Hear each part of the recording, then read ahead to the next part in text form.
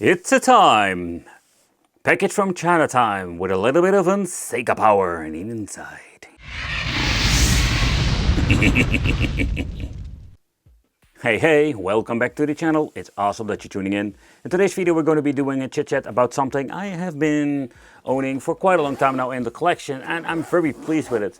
But when it comes to owning this, it makes actually no sense whatsoever, but still, I just have a sweet spot for this device. So this is the Sega Dreamcast Portable, and this is a device that you've maybe never seen before. But this is one of those devices you can buy from AliExpress and they're custom made. Yep. So what you're getting is a real Sega Dreamcast on the inside, complete with the GDEmu.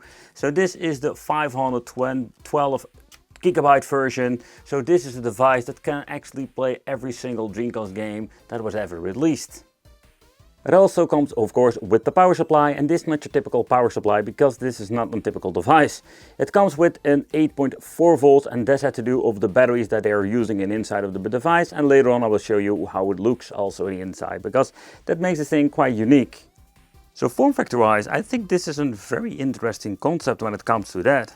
I mean, if you're going to be looking into, let's say, the front part, this thing has similarities to an original Dreamcast controller, and that is one of the things they did absolutely amazing.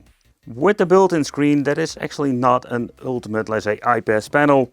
That's one of the things that I find always a little bit of a hot mess with these devices.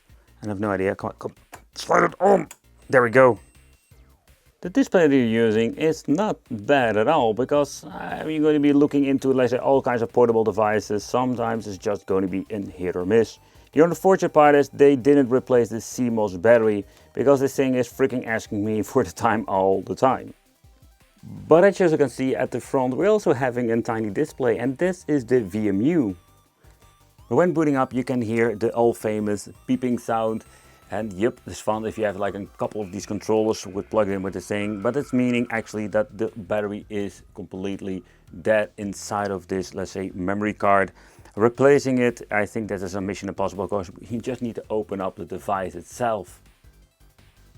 Okay, so this thing is not convenient. I mean, particularly when you're looking at the competition and all kinds of different devices where we can play Dreamcast with.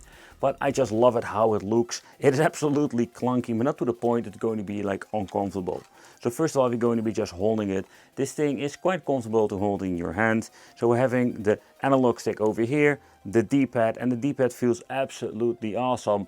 You can just actually feel over there, like still that nice wiggle feel with the original controllers also be implemented over there. So they sanded off the joystick, so it feels smooth, but also with a small resistance. The A, B, and Y buttons also feel very nice. Not the same problems that we have seen with the PlayStation portables, and at the front we're having two speakers. So there's not a lot of bass, but this sounds quite nice when it comes to that. And if you want to touch the back buttons, also that is very easy to find. And the same with the original controller. So when it comes to that, this is just really nice, and it's a very pleasant overall experience. So you can actually hear and see the fan over there, and the overall construction is quite nice. They are using the GDEmu because this is the GDEmu edition. You also have the Dream Shell. I would say never get that particular one, with the simple reason because the Dream Shell, I'm not a big fan of it, and also the GDEmu is so much more convenient. You can just plug in the SD card and the compatibility is amazing. Having the input for the power supply and the LED indication for how much battery is still left. So actually red is going to be very empty or almost empty. Yellow like this is going to be, let's say, 50%, and green if this thing is fully charged. So uncharging will take up a couple of hours of your time.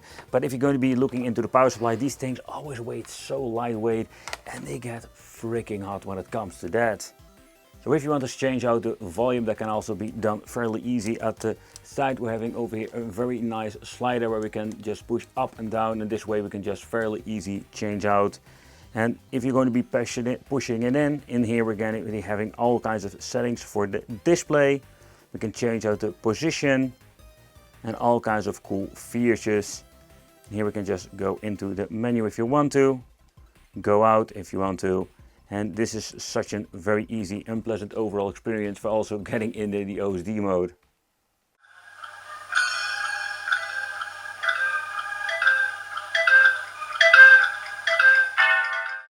But let's take a close look at the menu itself. So this is absolutely a crazy machine because we can actually play all kinds of different games in here.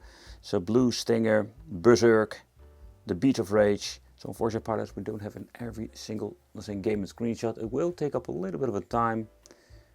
Another thing I found a little bit of a downside, like we're having this very nice Beats of Rage over here, like the front cover, and this only has like the disc. But if you're going to be looking into this, here you can just see we can just actually find every single game so far I can think of. However, let me know in the comments if there is a game that you're actually going to be missing in here. A lot of classic ones, even some Half-Life 2 prototype, Beats of Rage in the beginning I noticed that game too. And yeah, the list is just absolutely nuts when it comes to that.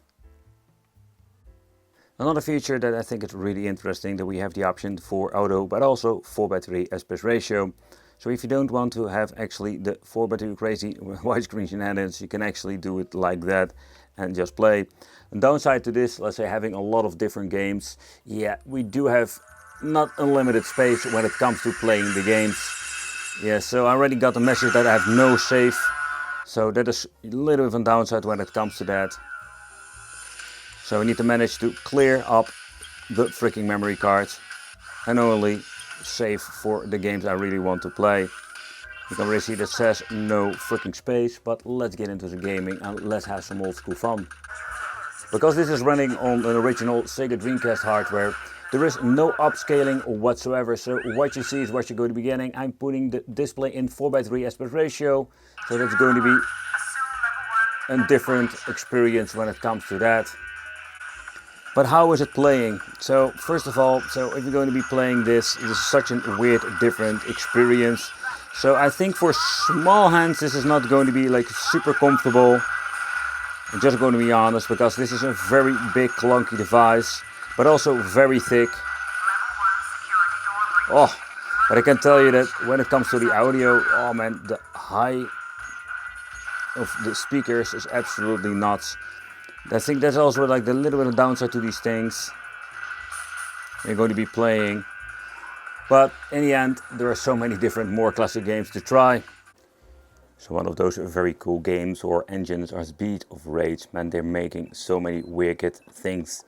However, this is one of those, I love beat 'em up games, but just a lot of fun to just experience these old school days. The unfortunate part is when it comes for playing these games is that, yeah, you can actually see there isn't two-player option, but it's not available with this handheld. Maybe in the future they can implement an extra controller and TV out port. But we're going to be playing, this is just a really fun game to play. It's just a basic beat 'em up, you don't have any running function whatsoever. But this is just one of those things I just love to play on the Dreamcast. That sound effect, woo! But so far everything seems to be working just fine, and for a custom made device I must say that I'm still very pleased to own this in the collection. Yeah, is this still something it's actually like worth buying? That is something we're going to be deep diving into later on. So if you're going to be looking into, let's say the way how everything is, like when it comes to the functional part, you can just reset it and just go to a different game if you want to by resetting the device itself. Loading times are going to be so much better than having a disc. How cool would it actually be if this thing does have like a disc function? I don't know if there was somebody modded anything like that. I know I've seen it before when it comes to the PlayStation portables. But not it's going to be something really convenient. I love the GDEmu. It's such a game changer when it comes to playing these games. So I'm still flabbergasted how comfortable this device actually is, even because it's really clunky and big.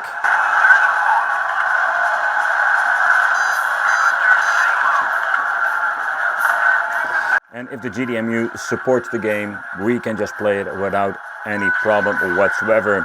I did notice when booting up, I didn't see that the display was showing AV in, so I'm guessing they're not using the best signal output. And that's a little bit of a downside because let's say the device does have a lot of potential. I mean, particularly when it comes to the Dreamcast, if you have when it comes to signal output. I've been seeing the VGA, but also if you're going to be using the HDMI with RGB out, that's going to be looking absolutely amazing on an, let's say, an LCD display.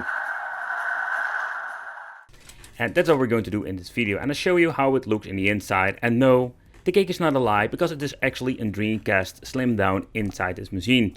But the problem is with this, let's say this Dreamcast portable, it has been put together on this method that I cannot open it up fully. And if I'm going to do this, I need to completely destroy the machine itself, because everything has been glued and partially screwed. So this may be the only way I can basically show it. There was a loose part, and now I found it over here. I think more like a voltage regulator that is over there. That is just loose. It didn't even glue it. So that is not a good thing. So we need to fix this in the future. Here you can see like a quick peek inside. I'll give you a close-up view. Alright, so let's open it up very gentle. So at the right side you can see there, over there they have glued the mainboard to the casing itself. We're having the backup battery. That's a little bit horrible, you need to re-solder it if you need to replace it. And over there we're only going to get one screw. So it's not going to be a hassle. Maybe in the future I will more like a complete teardown. But for now, this is what we're going to do. And the part that was getting over here was the transformer that was getting really hot. So the batteries over there, 4 big bad boys, giving you around the playtime 4 hours. But this product, this over here, this is loose, so I need to re-glue it or do something about that. Really annoying. We're in peak, and the other side, we're having the PCB for the monitor, the GDEmu, and you cannot swap them out because they glued it over here. Then a quick look over the main board. See, all the cables, man, are so fragile. But overall they are using an original controller in the inside, so far I can see. But owning a Sega Dreamcast portable has absolutely some positive but also negative sides. So it's kind of cool that this thing does have a battery life of around, like, say 4 hours. The IPS panel is quite good. Unfortunately, the input could be better. So the audio quality is okay, where we don't have any bass. The mid and high is just good. However, I wish they went for an extra support for AV out and the 2-player. Yeah, the memory card replacement, yeah, that's going to be a little bit of a hassle. And yeah, in the end, better speakers would be a cool thing. But then overall, yeah, it's a very fragile product. So if you're going to be dropping it, it will be like in pieces. So the question remains, is the Sega Dreamcast portable really worth buying? Because we do have all kinds of cheap emulation solutions. The R36 I'm having over here, this very cool looking purple version. Yeah, I must say that when you're going to be looking into the emulation performance, it's going to be a hit or miss. And when you're getting into a little bit more expensive devices, we do have, let's say, enjoyable overall emulation. But yeah, if you're going to be looking at, let's say, also the display, these things come with a beautiful IPS, and the signal output, or at least like the display, looks absolutely great. And of course, yeah, the comfortability, depending on how big your hands are, and of course the quality of the console, it depends how you can actually enjoy this on emulation. But these things are like so much more convenient to bring with you than this bulky device. So yeah, that's one of those many questions you need to ask yourself. Is it really worth buying and spending so much money on a massive freaking Dreamcast portable? And these are just a couple of those devices that had the option to emulate Dreamcast, beside like the emulation performance, but still they're like really cheap now. They're comfortable, they have a kind of amazing, let's say, playtime when it comes to the battery, compared with the massive Sega Dreamcast portable. Where the Sega Dreamcast portable is such a cool device, it makes no sense saying like, hey, you need to get this because this is the ultimate way. Absolutely not, because there are many different ways to play, and this is not one of them. Yeah, you have like many different cool solutions now for, let's say, a portion of the cost that you're going to be paying for a portable device. Thank you all for watching. Consider subscribing and let me know in the comments what do you think of the portable Dreamcast. Is this something you should pick up? And it would be great to see you in the next video.